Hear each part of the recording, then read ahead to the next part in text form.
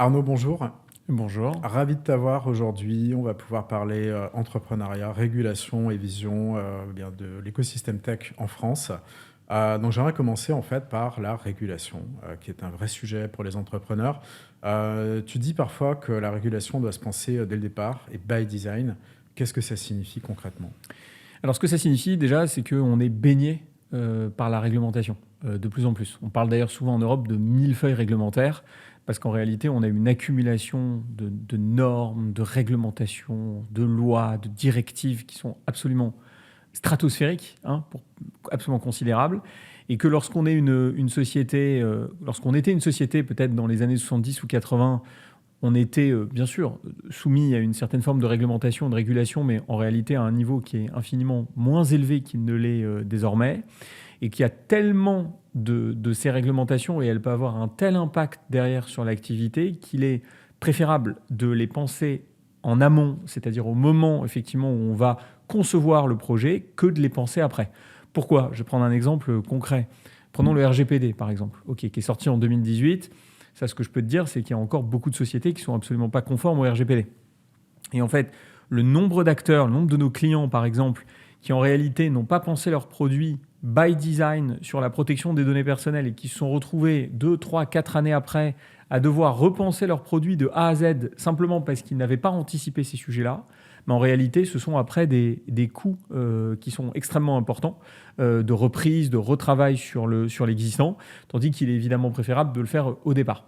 Pour autant, se mettre en conformité, parfois ça coûte cher. Et quand on lance un projet au départ, c'est pas forcément. On pense d'abord à gagner de l'argent avant d'en dépenser, ce qui n'est pas illogique, ce qui est parfaitement cohérent.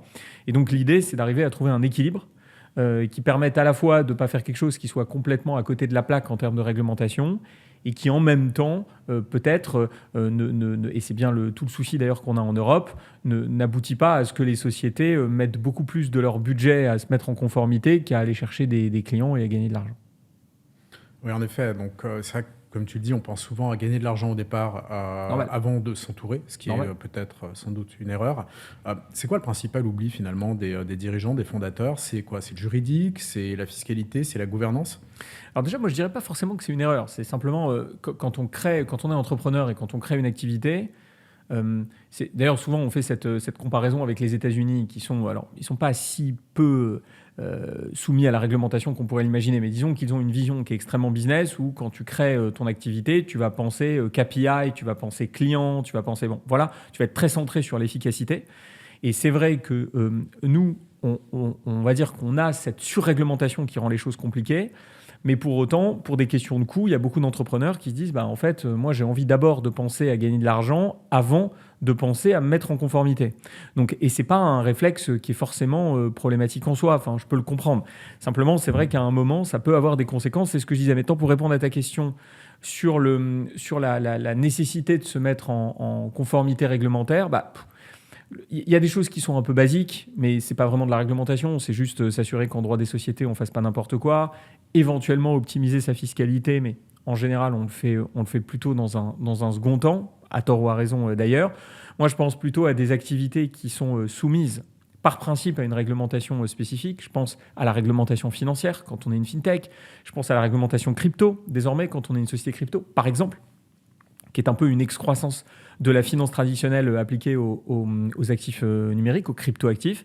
Et donc, c'est vrai que des projets comme cela, par exemple, ne peuvent plus maintenant faire l'économie de se soumettre à la réglementation en amont, ou alors d'être certain de créer un projet qui n'y est pas soumis. Et ça, c'est vrai que autant dans des verticales, on va dire, assez traditionnelles, la réglementation, c'est peut-être pas forcément le sujet qu'on a tendance à voir au départ. Autant sur des niches comme ça, spécifiques, ou des spécificités, des verticales particulières, comme par exemple la finance, typiquement, comme par exemple l'assurance, comme par exemple la medtech, etc., sont forcément de facto, ont l'obligation si tu veux, d'être conforme à la réglementation dès le départ, parce que c'est trop sensible, en fait, en réalité.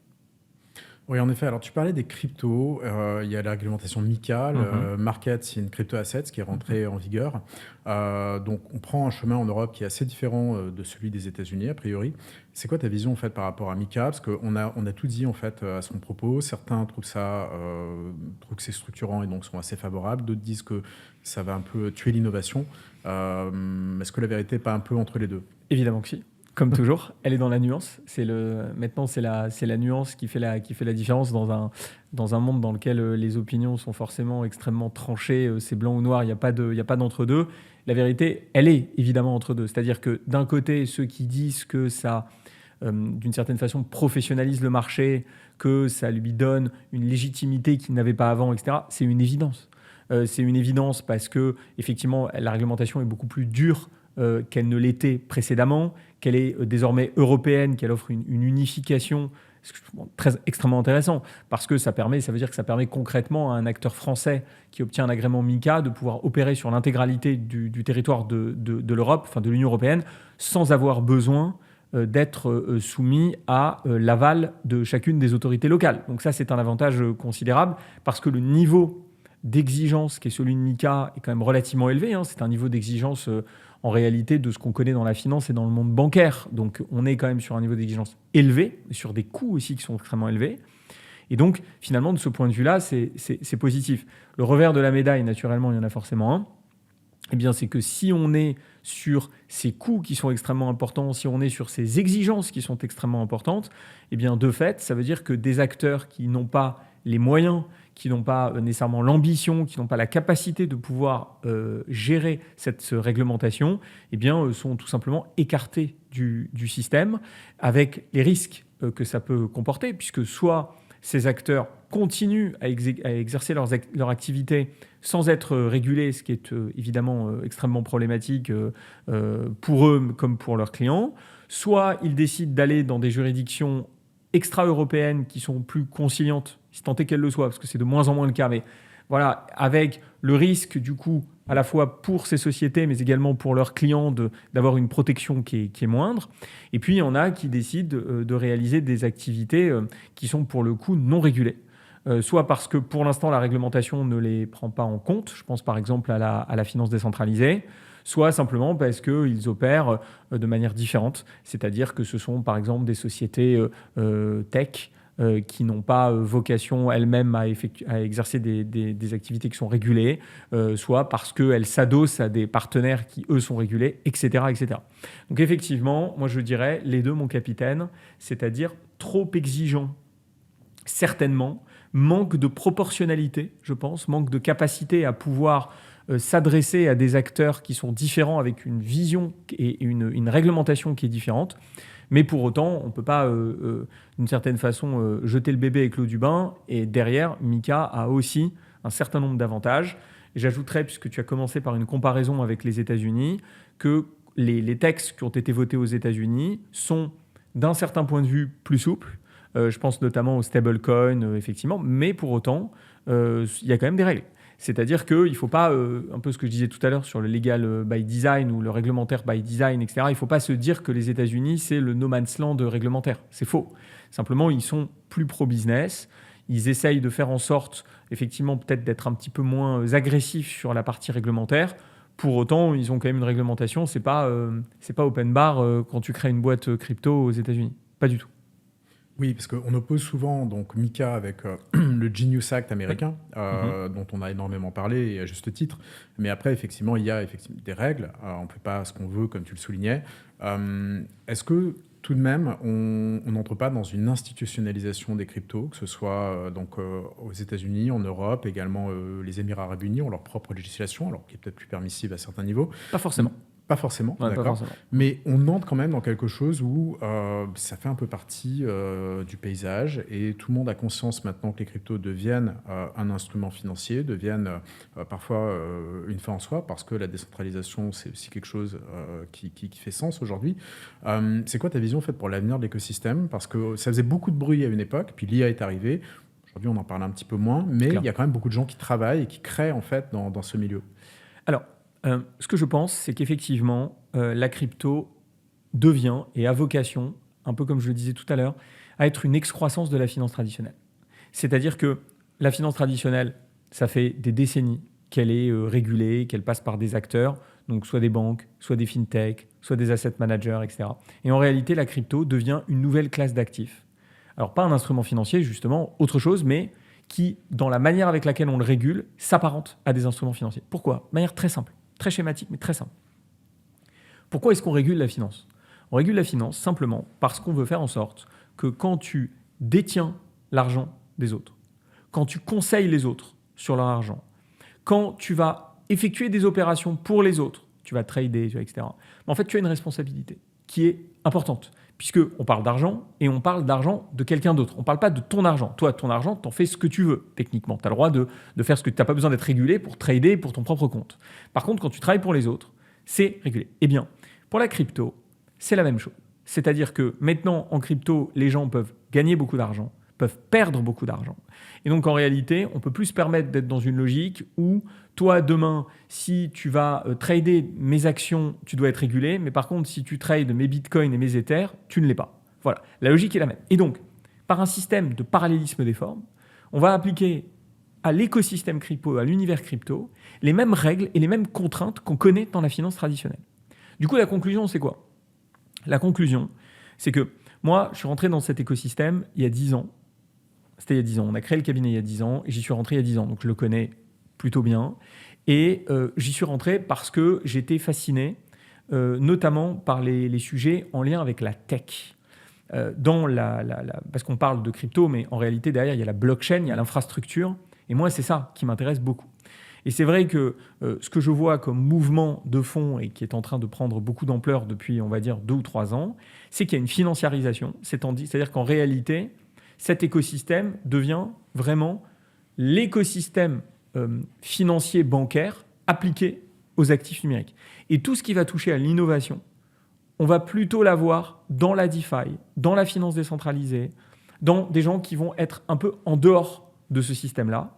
Sauf que Mika 2, ou en tout cas une nouvelle itération de Mika, un nouveau travail sur Mika, va arriver dans les prochaines années et qu'il est évident qu'il va englober la finance décentralisée. Donc de toute façon, c'est un mouvement qui a vocation à perdurer dans le temps, qui est un peu inévitable, qu'on peut regretter, qu'on peut approuver. Bon, moi, j'y trouve des qualités aussi, mais évidemment, ce n'est pas mon mindset de base. Mais force est de constater que c'est vers là que nous nous dirigeons.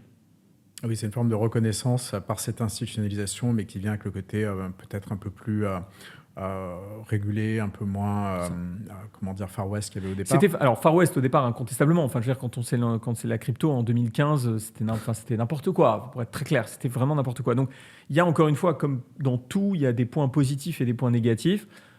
Moi, je dis juste que voilà, je trouve un peu dommage par rapport à l'esprit qui est celui de la blockchain, quand on repense effectivement à pourquoi la blockchain, ce premier white paper, et quel est l'état d'esprit, quelle est la philosophie derrière. Je rappelle qu'il y a quand même une philosophie qui est plutôt une philosophie anti-système, anti-intermédiaire, etc., de finalement se retrouver in fine n'être qu'une excroissance du système traditionnel. Voilà. Après, j'ai jamais eu une position, jamais été connu pour être un anarchiste de première catégorie, donc je suis pas en train de dire qu'il fallait nécessairement que la blockchain soit sur un monde parallèle qui n'est pas... Voilà. Mais peut-être qu'un équilibre aurait pu être trouvé, et que là, pour le coup, on est passé d'un braquet à l'autre sans forcément beaucoup de nuances.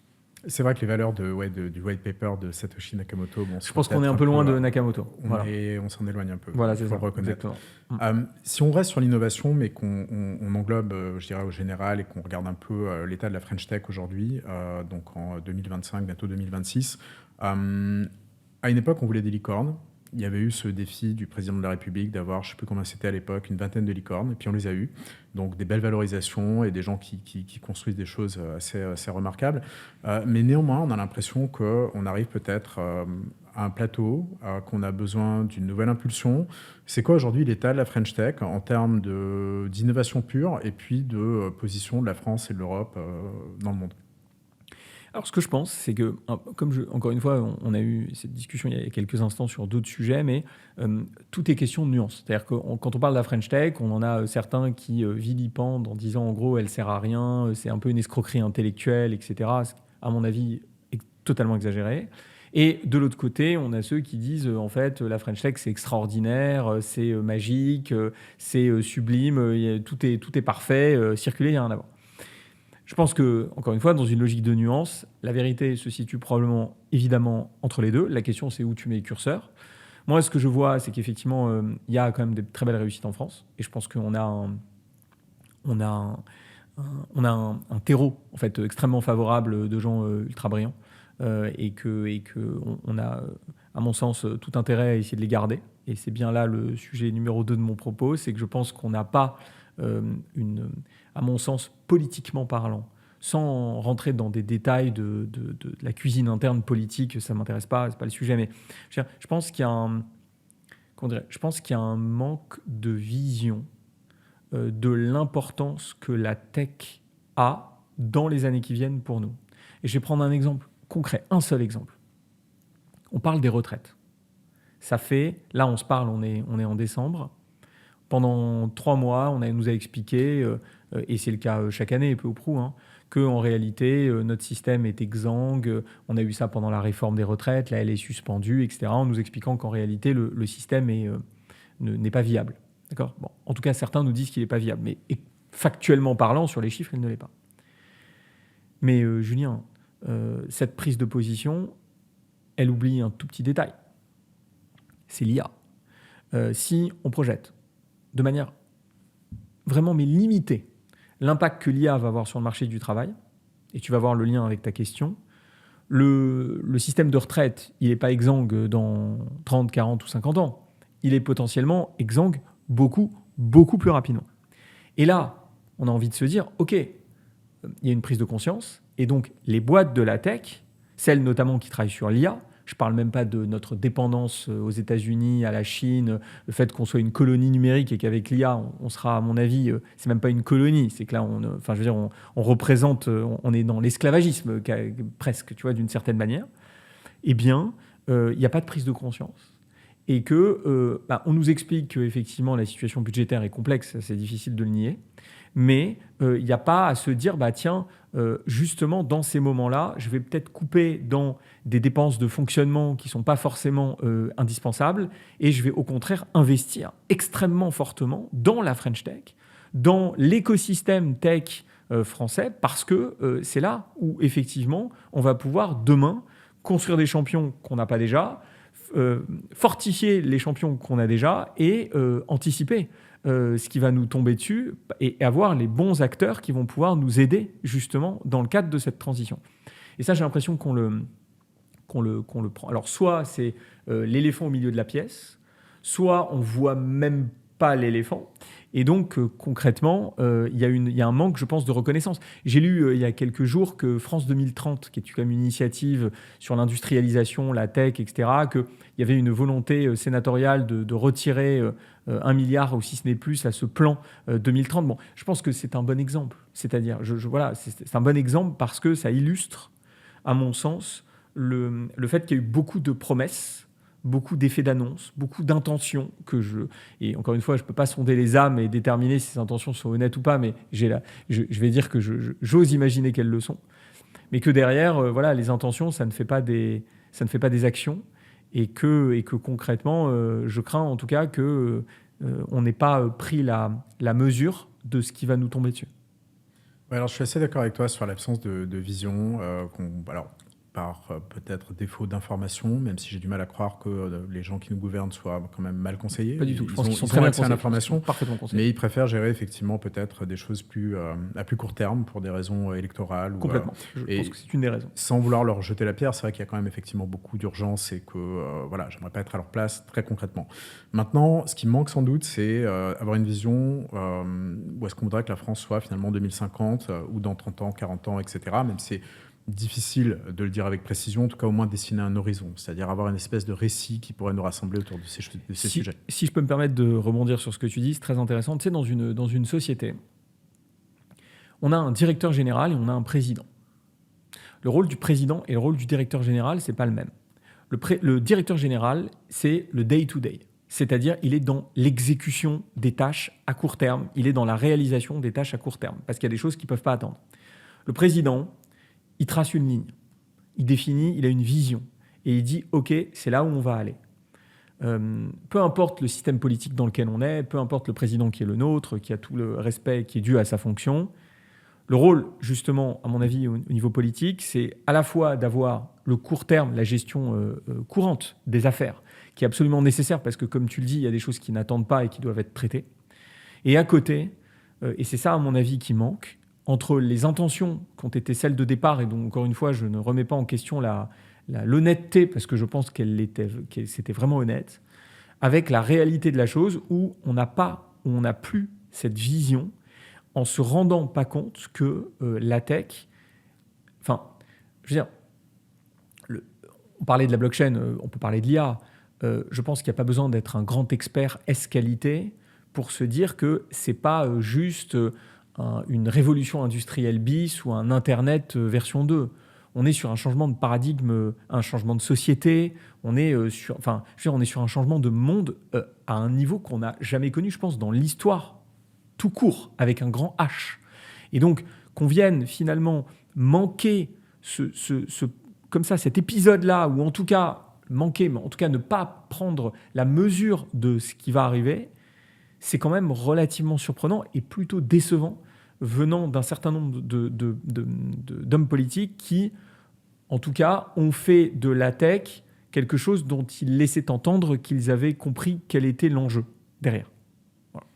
Oui, c'est effectivement. Alors, moi, ce que je trouve décevant, c'est qu'on a quand même en France beaucoup d'atouts, notamment au niveau de la recherche, au niveau des universités. Alors, on a régulièrement des prix Nobel, encore récemment en économie, mais on en a aussi eu en physique. Voilà, on est très bon sur la recherche fondamentale et sur le quantique notamment. Il y a des startups quantiques qui sont très très bonnes, mais on a l'impression qu'on a du mal à transformer cette recherche en produits qu'on est capable de mettre entre les mains des utilisateurs. C'est là où je trouve les anglo-saxons et les américains en particulier sont très bons. Donc, qu'est-ce qui manque en France pour favoriser l'innovation, pour la démocratiser finalement? Est-ce que c'est de la réglementation? Est-ce que c'est un état d'esprit? Est-ce que c'est des moyens? Est-ce que c'est tout ça? Tout à la fois. Exactement, tout à la fois. Alors, déjà, on a parlé de la réglementation au départ. Il y a effectivement une surréglementation. Et il y a un manque, à mon sens, de proportionnalité. Ça veut dire quoi la proportionnalité? Pour maintenant entrer dans les détails, ça veut dire de ne pas traiter une start-up comme on traite un grand groupe. Parce que la start-up n'a pas les mêmes moyens. Créer ce qu'on appelle des sandbox réglementaires. Ce que l'Europe a commencé à faire sur certains sujets, mais pas du tout assez suffisamment pour moi, c'est-à-dire de dire, OK, vous êtes une start-up dans le quantique, on sait qu'il y a des sujets. Vous êtes une start-up dans l'IA, je suis bien placé pour le savoir, il y a des sujets en matière de propriété intellectuelle, par exemple. Mais on va créer une sandbox qui va vous permettre d'avancer dans un certain cadre pour éviter que vous soyez en difficulté par rapport à vos concurrents américains ou chinois dès le départ. Donc ça passe par une intelligence, un pragmatisme dans la manière avec laquelle la réglementation est appliquée. Ça, c'est mon premier sujet, je pense. Il est déterminant.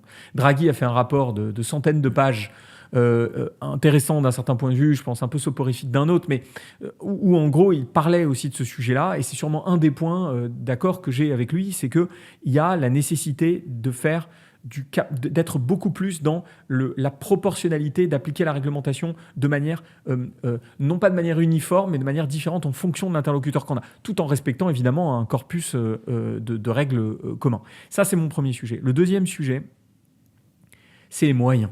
Ce sont les moyens. Évidemment, on a toujours dit, voilà, les États-Unis, les fonds privés sont beaucoup plus faciles à trouver. Bon, ça, c'est un fait et on ne changera probablement pas. En tout cas, pas de sitôt et certainement pas définitivement parce qu'il y a un tel décalage et avec l'IA, encore plus que je pense que jamais en France, jamais, disons pas jamais, mais en tout cas, il est fort peu probable qu'on arrive à avoir un niveau de financement privé qui est celui du niveau américain. Bon, en revanche, je pense qu'on peut faire des choses. Lorsque, par exemple, on rabote toute la partie JEI, CIR, qu'on rend les choses plus compliquées, que fiscalement, on n'aide pas les boîtes, etc., c'est certain qu'on ne va pas les favoriser. C'est certain qu'on va les mettre en difficulté.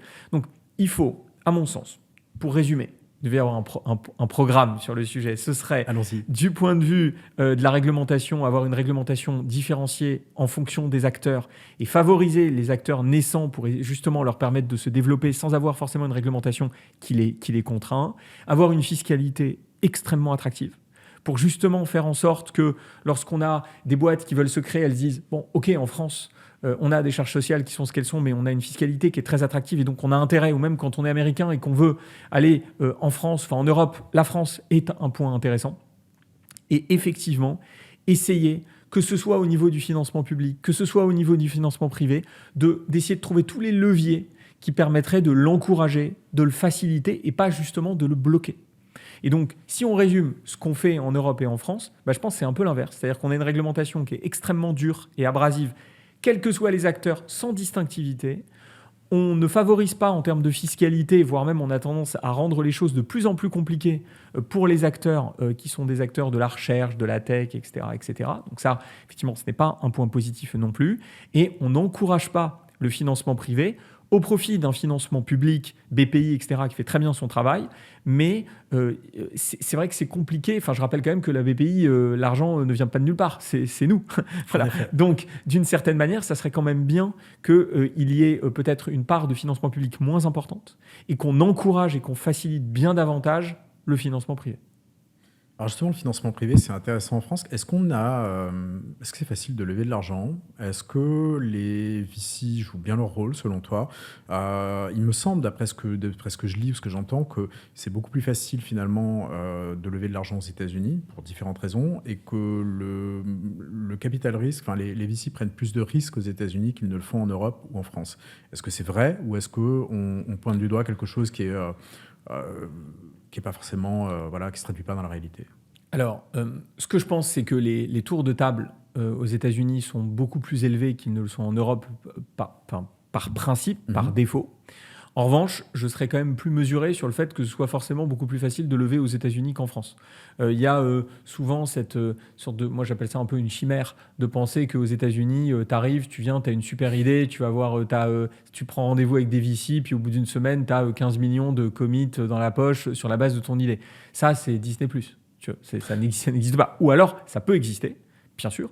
Par exemple, prenons l'exemple récent d'un certain nombre d'entrepreneurs. Je pense à un ancien de chez Meta, par exemple, qui annonce potentiellement, dont on annonce qu'il aurait un tour de table qui serait proche de 500 millions, d'un demi-milliard en quelques jours. En fait, c'est parce que les gens investissent plus sur le nom que sur le projet. C'est-à-dire que si tu as un ancien de chez PayPal, que X, Y ou Z qui vient et qui veut lever des fonds dans la Silicon Valley, je pense que sur son idée, il va les lever. Si c'est un entrepreneur lambda qui est connu ni d'Ève ni d'Adam, qui va aux États-Unis et qui fait le tour des VC, sur la base d'une idée en tout cas, je lui souhaite bon courage. Donc, il faut aussi remettre les choses un peu dans leur contexte. Pour autant, ce que je pense, c'est qu'effectivement, il y a une prise de risque qui est plus importante parce que c'est dans l'état d'esprit aussi américain. D'être dans une... Voilà, on va risquer plus, c'est-à-dire que je risque plus pour avoir plus derrière. Pour autant, est-ce que les VC font leur travail en France? Oui. Je pense qu'on a un écosystème du financement qui fait son boulot. Pour autant, on va dire qu'on ne leur facilite pas beaucoup la tâche. Je répète encore une fois, il faudrait une politique fiscale qui soit beaucoup plus attractive et une politique qui soit beaucoup plus attractive pour encourager en fait à cet investissement. Et je n'ai pas l'impression que ce soit la feuille de route actuelle, ni celle probablement qu'on aura dans les années qui viennent, malheureusement. Alors, effectivement, bon, ça, on peut le regretter. Il y a aussi peut-être, si on continue la comparaison avec les États-Unis, même si elle a évidemment ses limites, une question d'état d'esprit. Tu parlais du fait que les Américains sont beaucoup plus volontaires par rapport au risque, en tout cas, peut-être plus qu'on l'est en France, mais parce qu'ils dédramatisent aussi beaucoup l'échec. Si je devais le résumer, je dirais qu'aux États-Unis, quand on échoue, on monte une boîte, ça marche pas, on apprend des choses et on gagne de l'expérience. En France, on a plutôt tendance à penser qu'on a tout raté et qu'on n'a pas ce qu'il faut pour être entrepreneur. Moins maintenant. Je caricature. Ouais, moins maintenant. Mais il y a quand même encore ce fond, je dirais, culturel qui peut-être pourrait évoluer dans les années qui viennent ou qui évolue déjà. Alors, ouais, moi, je le vois moins maintenant quand même. Je le vois moins maintenant. Et j'ai même tendance à voir presque l'inverse. C'est-à-dire c'est-à-dire que j'ai presque tendance à voir un côté qui consiste à, je dis bien parfois, encore une fois, je ne fais pas de généralité, mais à presque plus valoriser l'échec que la réussite, quoi. C'est-à-dire qu'avoir des gens qui expliquent que ça fait partie du parcours initiatique d'un entrepreneur, etc., ce qui est tout à fait vrai d'ailleurs, mais ça n'empêche pas que ceux qui ont réussi, il faut quand même les mettre en avant parce que Dieu sait que c'est compliqué d'entreprendre, que c'est d'une difficulté inouïe. Et que c'est pas une partie de plaisir. Et d'ailleurs, moi je suis parfois un peu surpris de voir que, je pense sur les réseaux sociaux, c'est beaucoup le cas, etc. Il y a beaucoup de gens qui vendent l'entrepreneuriat, on a l'impression que c'est une promenade de santé, quoi. C'est-à-dire qu'en gros, tu bosses 3 heures par jour, tu vas à Bali, c'est génial, tu gagnes 10 000 euros par mois, tu dépenses 1 000 et puis tu mets 9 000 euros de côté, ou alors tu vis dans une villa de 300 mètres carrés. Bon, il y en a sûrement qui ont cette vie-là et c'est très bien pour eux, bravo à eux. Mais la réalité, c'est que c'est un tout petit peu plus compliqué que ça et que du coup, si tu veux, oui, les États-Unis, tu as raison, il y a un côté genre j'ai un échec, c'est pas grave, je me relance, etc. Que peut-être qu'en Europe, on a à la base moins ce sujet-là, mais je pense que qu'on a passé le cap en fait là-dessus. C'est-à-dire que moi je sens moins la problématique de pas assumer ces échecs. Et je le dis même parfois à l'inverse, c'est-à-dire parfois à presque aller sur tous les plateaux et sur tous les podcasts, sur tous les trucs pour dire putain mais en fait presque valoriser son échec. Donc encore une fois l'échec ça c'est bien sûr utile quand on en tire des leçons et quand on en tire quelque chose de positif derrière. Donc après c'est toujours trouver le bon équilibre, quoi. Ouais, alors moi je trouve ça intéressant effectivement les entrepreneurs qui sont prêts à parler d'une expérience qui s'est mal passée, des erreurs qu'ils ont pu commettre et de ce qu'ils ont appris derrière et qui ont le courage de se relancer parce qu'il faut quand même être capable de remonter en ciel après être tombé de cheval, on va dire. Aujourd'hui, quelles seraient finalement des mesures assez simples qu'on pourrait mettre en place pour justement favoriser l'entrepreneuriat? Parce que ça se démocratise beaucoup, mais il y a encore un certain nombre de freins. Donc, on a parlé de l'accès au capital, on a parlé de la réglementation. Toi, sur quoi tu agirais en priorité, en fait? Sur la réglementation, tu parlais des sandbox tout à l'heure, ça serait vraiment ça le sujet? La réglementation, un peu. Ouais. Mais le sujet majeur, parce que la mentalité, ça ne change pas comme ça. C'est pas demain, tu décides, Emmanuel Macron, il se réveille, il dit « Ok, 31 décembre, je vais faire un discours ce soir et je vais dire, j'ai décidé, maintenant, je vais être pro-entrepreneur. » Enfin, ce n'est pas une déclaration d'intention. Une mentalité, ça prend beaucoup de temps à changer. En revanche, la fiscalité, les cotisations sociales, le coût, en réalité, pour un entrepreneur de gérer une entreprise est absolument considérable, quel que soit ce qu'on peut en penser, etc. Ce qui ne veut pas dire, que mon propos ne soit pas mal interprété, que la fiscalité qui pèse sur les salariés n'est pas aussi absolument considérable. Voilà. Mais, encore une fois, il n'y a pas de positionnement politique de ma part, mais je pense que à partir de l'instant où tu regardes ce que font les autres et que certains fonctionnent bien, tu es parfaitement en droit de t'en inspirer sans penser que tu détiens, toi, la vérité universelle. On est dans un monde qui est un monde globalisé. Ça a échappé à personne. Ça veut dire la concurrence, qu'elle soit en Europe, qu'elle soit extra-européenne. Moi, personnellement, quand j'ai créé le cabinet, quand j'ai cofondé le cabinet en 2015 avec Harry, mon associé, et à cette époque, donc c'était 2015 maintenant, qu'est-ce qu'on a fait avant de créer son activité, avant de créer l'activité, c'est qu'on a benchmarké. On a regardé ce que faisaient les autres, seulement en France, mais en réalité dans toute l'Europe et même au-delà.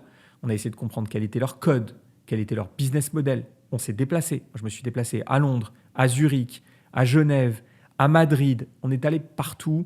On a essayé de comprendre comment ils fonctionnaient. Et on en a tiré ce qui nous paraissait positif et on a mis de côté ce qui nous paraissait négatif. En France, j'ai l'impression, en tout cas moi, qu'on a cette logique qui est de dire en fait on sait mieux que les autres, surtout, peu ou prou, en tout cas souvent. Et donc finalement, ce que les autres font, peu importe. Sauf que le fait de lever un peu des barrières ou diminuer la pression sur les entrepreneurs, il n'y a pas besoin d'être un grand expert a priori en économie pour se dire que ça facilite les choses et ça encourage les gens à se lancer. La plupart des boîtes font faillite dans les 3 ans. Et quand elles font faillite, c'est effectivement soit parce qu'elles n'ont pas trouvé leur marché, soit etc. Mais parfois, c'est parce que, concrètement, elles sont noyées. Là, on est sur 70 000 sociétés, probablement en 2025, qui vont passer en procédure collective. On n'a jamais connu ça, quasiment, dans l'histoire. Donc, on est sur des chiffres phénoménaux. Et quand on va parler aux entrepreneurs, c'est quand même beaucoup une question de cotisation sociale, de charges, au-delà de toute la charge mentale, sans parler de l'administratif, etc. à gérer. Ouais. Donc, il faut qu'on favorise, sachant que derrière, effectivement, un entrepreneur qui marche bien, logiquement, et qu'on a encouragé doit recruter et doit fabriquer de la richesse. Je pense qu'on parlait tout à l'heure de financement public et financement privé. Moi, je préférerais qu'on fabrique de la richesse privée qui, in fine, rejaillisse sur tout l'écosystème et l'économie au sens global, plutôt qu'on ait un système où il s'agit de l'argent public payé par nous, qui du coup va au niveau de la BPI et autres, et qui rejaillit sur les boîtes. Parce que ce système-là, il est peu vertueux. Il est utile, bien entendu, mais il est beaucoup moins vertueux qu'un système qui consiste à, si tu veux, diminuer la charge qui pèse sur les acteurs privés pour qu'eux créent de la richesse sans que nécessairement ce soit les contribuables qui en payent le prix. Tu vois mon idée ? Voilà, Ouais, aussi simplement absolument. que ça. Enfin, disons, si je devais résumer, si je comprends bien, on peut dire que la BPI a permis d'amorcer un certain nombre de choses, qu'aujourd'hui c'est un système qui fonctionne mais qui a aussi ses limites et qu'il est peut-être temps de passer à une étape différente qui permette de grandir autrement. Mais je pense que nous n'y sommes pas du tout et je pense qu'on n'est pas prêt d'y être, ce qui est malheureux, parce qu'on regarde un peu les propositions qui peuvent être faites, on regarde un peu le paysage politique et je pense qu'on est plutôt dans une vision qui consiste à augmenter. On l'a vu, la dernière loi de finances, augmenter la fiscalité, augmenter les cotisations sociales, etc. etc. Je pense que c'est exactement l'inverse qu'il faut faire. Et peut-être parce que ce débat-là, on ne l'a pas en réalité. C'est-à-dire que le débat sur l'avenir de la tech, sur l'impact de l'IA, sur toutes les questions sociétales que ça va poser, parce qu'elles sont gigantesques, mais ce n'est pas dans le débat politique. Sur les dernières échéances électorales, ça n'était pas dans le débat politique. On peut craindre que ça ne le soit pas non plus en 2027. Ça ne sera pas. Ça ne sera pas. Parce que ce n'est pas forcément les priorités pour beaucoup de gens, et ça s'entend complètement. Mais néanmoins, avec l'impact que ça va, tout à fait, avec l'impact que ça va avoir, je comprends qu'on se préoccupe de l'emploi, de tas de sujets. C'est lié. C'est des finances publiques, c'est normal. Mais effectivement, avec l'impact que ça va avoir, c'est dommage en fait de faire cette impasse-là. C'est plus que dommage. C'est une erreur. C'est une erreur stratégique majeure. C'est-à-dire que, en réalité, pour moi, c'est le sujet numéro 1. Merci, je précise bien ce que je dis. C'est le sujet numéro 1. Pourquoi ? Parce qu'en fait, c'est un sujet systémique. C'est-à-dire que l'IA va tout changer.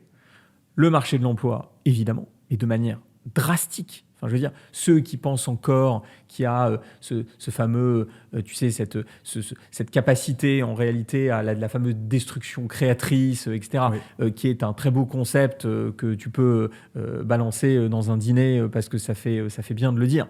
Enfin, la réalité, c'est que pour qu'il y ait une destruction créatrice, il faut qu'il y ait autant de création que de destruction. Ça, c'est une chimère avec l'IA, c'est une vue de l'esprit. Évidemment que si derrière tu détruis 10 emplois et t'en crées 2, t'es pas dans une destruction créatrice. T'es dans une destruction massive avec quelques créations derrière. Voilà. Et ça, sur tous les sujets. Moi, je le vois en tant qu'avocat. Les progrès qu'a fait l'IA en 2 ans sont mais stratosphériques, en fait. C'est-à-dire que si je me projette dans 2 ans par rapport aux 2 précédentes années, je m'interroge même moi pour savoir si j'aurai encore un boulot. Je pense qu'on est pas mal à se poser la question. Oui, je sais bien. Voilà, je sais bien. Donc la question est là. Donc, alors évidemment, il y aura toujours l'humain qui sera nécessaire à un moment ou à un autre. La question, c'est pas de savoir si l'humain est nécessaire, c'est de savoir combien d'humains on aura besoin. Absolument. C'est ça, la question est là. Donc, quand je dis que c'est stratosphérique et quand je dis que c'est systémique, c'est parce que ça touche effectivement à l'emploi, ça touche aux relations sociales, ça touche aux relations humaines, ça touche aussi à la, comment dire, de manière un peu plus large, un peu plus macro, ça touche aussi à l'importance qu'a la France et l'Europe au niveau mondial. Je parlais de colonisation tout à l'heure. Enfin, je veux dire, à part Mistral, qu'on protège plus ou moins bien, eh bien, la réalité, c'est qu'on n'a aucun vrai acteur européen qui est en mesure de concurrencer des OpenAI, des Anthropic, des Gemini, j'en passe et des meilleurs. Et que donc, concrètement, on est déjà dans dans les réseaux sociaux actuels, dans une situation de domination qui est là pour le coup, qui est quasi totale, enfin c'est hégémonique, avec l'IA, à une exception près, et encore faut-il qu'elle ne passe pas sous pavillon américain dans les années qui viennent, j'attends quand même de voir si ce ne sera pas le cas, et je crains que ce soit le cas, mais on verra. La réalité, c'est qu'on est en situation qui est extrêmement compliquée. Donc finalement, ce sujet-là est mis sous le tapis, alors que ça devrait être le sujet numéro 1. D'accord. Sujet numéro 1. Ça pourrait être un sujet structurant, effectivement, pour proposer un projet de société, pour proposer une vision pour le pays, un narratif qui pourrait nous rassembler, parce qu'aujourd'hui, on est quand même très divisé sur beaucoup de sujets. Qu'on puisse dire. Et avoir quelque chose qui fait consensus ferait sans doute pas de mal.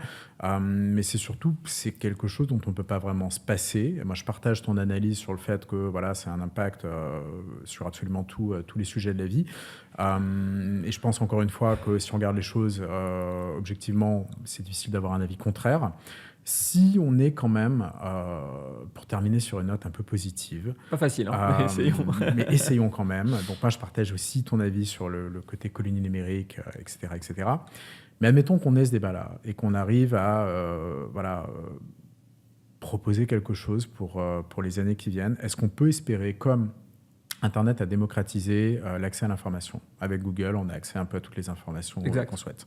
Aujourd'hui, on a une démocratisation de ce qu'on appelle l'intelligence. Est-ce que demain, on peut imaginer une société qui bénéficierait vraiment de tout ça, avec un nivellement par le haut, ou est-ce que je suis un peu trop utopiste et on ne va pas du tout vers ça ? Alors, chacun aura son avis sur la question. Moi, je pense l'inverse. D'accord. Je suis désolé de ne pas être très positif. Société à deux vitesses, du coup. Plus que deux vitesses. En fait, ce que je pense, fondamentalement, c'est qu'en réalité, on va être dans une société dans laquelle les gens vont beaucoup moins travailler, qu'il va bien falloir les payer. En 2017, Benoît Hamon, candidature à l'élection présidentielle. Il parlait de l'Universal Basic Income, c'était le seul. Exactement, tout à fait, parler du revenu universel. C'est exactement ça. Donc il avait 10 ans d'avance. Il était précurseur sur le sujet. Je pense qu'il est vraisemblable, probable, obligatoire en réalité, que à un moment ou à un autre, parce que on va être sur des taux de chômage vraisemblables qui vont être extrêmement importants, qu'il y ait la nécessité que ces gens-là soient payés. Reste à savoir comment, par qui. Il y a quand même des discussions aux États-Unis entre les boîtes de la tech IA pour créer un fonds qui serait destiné à payer les gens qui ne pourraient pas travailler à cause de l'IA. Enfin, je veux dire, on remet les choses en contexte. C'est ce qui est en train de se passer. Donc, c'est pas juste une vue de l'esprit. Hein. C'est ce qui est en discussion en ce moment. Ils se mettent d'accord entre eux, etc. Ce qui d'ailleurs pose une autre question, c'est que si ces gens-là payent et c'est plus l'État, qui a le pouvoir après ? Voilà. Je laisse à chacun le soin de répondre à cette question. Mais en tout cas, si on est sur une logique de revenu universel, ces gens-là, du coup... Enfin, je veux dire, les gens qui seront, et d'ailleurs j'en ferai peut-être partie, qui n'auront plus la capacité, enfin qui n'auront plus de travail à ce moment-là, qu'est-ce qui va se passer ? Concrètement, est-ce que justement on va profiter de cette super intelligence, si tant est que ce soit une super intelligence d'ailleurs, pour justement devenir des hommes augmentés avec un grand H, des femmes augmentées derrière ? Ou est-ce que au contraire, on va, parce que quand tu vois les études qui ont été faites sur le revenu universel, pas brillant. Hein. On est plutôt dans l'oisiveté, on est plutôt dans je vais pas faire grand-chose de ma vie, etc. Parce que la nature humaine, et encore une fois, c'est pas, moi je me place pas comme une sorte d'ovni en décalage avec ça. La nature humaine, c'est en général que si c'est pas forcément nécessaire, il n'y a pas de raison non plus de se décarcasser. Tu vois, et c'est parce qu'on a un cerveau qui est construit comme ça. Donc, moi, je suis plutôt pessimiste à ce stade. Je suis désolé, je ne vais pas attendre.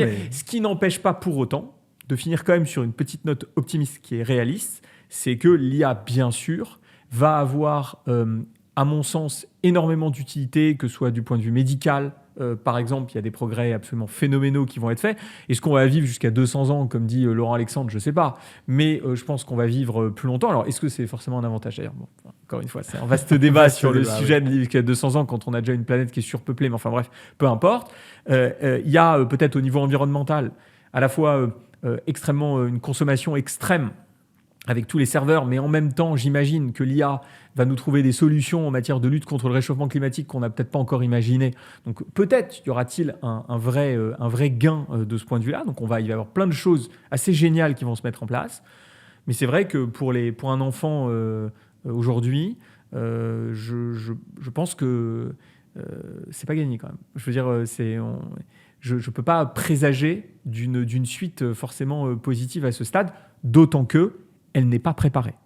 Parce que, encore une fois, si nous avions un pouvoir politique qui déjà avait pris conscience, alors qu'on est déjà en plein dedans, hein, et qui se disait, voilà, j'ai un plan, voilà où j'ai envie d'aller, voilà mon plan d'attaque, et voilà ce que je vous propose de faire, et je vais vous emmener là-bas.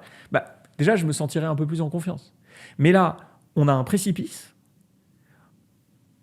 on est tous à le voir, enfin, beaucoup en tout cas à le voir, et il n'y a même pas quelqu'un qui dit t'inquiète, je vais quand même te prendre la main pour te dire peut-être qu'on va pouvoir l'enjamber le précipice. Donc, présenté comme ça, ça n'augure quand même pas un futur particulièrement positif, a priori, dans les années qui viennent. De grands défis devant nous, en effet. De grandes opportunités aussi, on va dire. Peut-être qu'il y aura... Incontestablement, bien sûr. Des boîtes qui... moi, je pense notamment à tout un tas de sociétés qui, en réalité, vont révolutionner leur secteur. Là, tu as des grandes entreprises dans tout un tas de secteurs, vont voir des petits acteurs arriver avec l'IA, qui vont être capables de faire des choses que les grandes ne peuvent pas faire et qui vont renverser des paradigmes entiers. Je pense que ça va être... Donc, en fait, il y a des gens qui vont... exploser. Il va y avoir des opportunités phénoménales. Mais encore une fois, la question, c'est la question des masses. Si tu as beaucoup de gens qui vont profiter de cette opportunité, je crains, moi en tout cas à titre personnel, qu'il y en ait beaucoup plus qui en pâtissent que certains qui en profitent. Et je pense qu'on dit souvent qu'on est dans une société très inégalitaire, la société actuelle, parce qu'il y a une augmentation significative des milliardaires, parce que la pauvreté augmente, etc. Eh bien, certains pensent que l'IA va permettre de réduire cet écart. Moi, je crains qu'il ne l'augmente. Voilà. Et donc, d'où la nécessité de définir un projet de société qui réponde à ces enjeux. Il faut un projet de société. Il faut que quelqu'un arrive et définisse ce projet-là. Et quoi qu'on en dise, qu'on l'aime pas, que ce soit Donald Trump ou que ce soit la Chine, et d'ailleurs, les deux, on le voit bien, se font la guerre, si je puis dire, dans les mots, j'espère pas plus que ça, parce qu'ils ont bien compris qu'ils étaient les seuls à ce stade à vraiment avoir compris quels étaient les futurs enjeux derrière. Eh bien, ces gens-là ont construit quelque chose. Les Chinois, dans un vase clos qui est le leur, ont un projet de société, la notation sociale, on aime ou on n'aime pas. Bon, chacun son avis sur la question. Pour moi, c'est parfaitement détestable. Mais bon, voilà, on se comprend. C'est interdit en Europe, d'ailleurs, avec l'AI Act. Mais voilà, donc, mais ils ont un projet de société. On ne peut pas les accuser de ne pas les avoir. Et les Américains, c'est la même chose. Parce que leur projet à ce stade, c'est de all-in sur les acteurs IA américains. All-in. Donc, on leur donne les capacités maximales, on les favorise au maximum, et on fait en sorte que ce soit qu'on ait... En fait, voilà, pour lui, Trump, il n'y a que les acteurs américains qui comptent, America First, et on veut faire de l'Amérique, des États-Unis, l'endroit numéro 1 au monde dans les décennies et décennies qui viennent en matière d'intelligence artificielle. Voilà, donc ils ont compris, ils ont des projets. Nous, je ne sais pas si on a compris, et on n'a pas de projet. C'est un peu embêtant. En effet. Et c'est peut-être une bonne manière de terminer sur le sujet. Donc, si je résume, on a besoin d'un projet de société, d'ambition, de volonté de faire. Donc, on a peut-être les compétences. Il reste à les mettre en musique. Ça, c'est certain. Ouais. Les compétences, on les a. On est très bons. Et je pense d'ailleurs qu'on est probablement meilleur que les autres. Ouais. Notamment en France. J'en suis convaincu. C'est-à-dire que je pense qu'on est meilleur que les autres. Je pense juste qu'on n'a pas... C'est-à-dire que si on avait la ligne tracée politique... d'un Trump, mais adapté ici en France. Je parle de sa volonté de développer l'IA. Je ne parle pas de toutes ses idées par ailleurs, ça, je ne me prononce pas là-dessus, mais la volonté de dire, OK, je trace une route par rapport à l'IA en Europe ou en France et j'avance. Avec la puissance qu'on a, l'ingéniosité des gens qu'il y a dans ce pays, ouais, je pense qu'effectivement, je serais déjà un petit peu plus favorable que je ne suis, un peu plus positif que je ne suis maintenant. Il ne tient qu'à nous de concrétiser tout cela. Exactement. Merci beaucoup, Arnaud. Plaisir, merci beaucoup, merci à toi.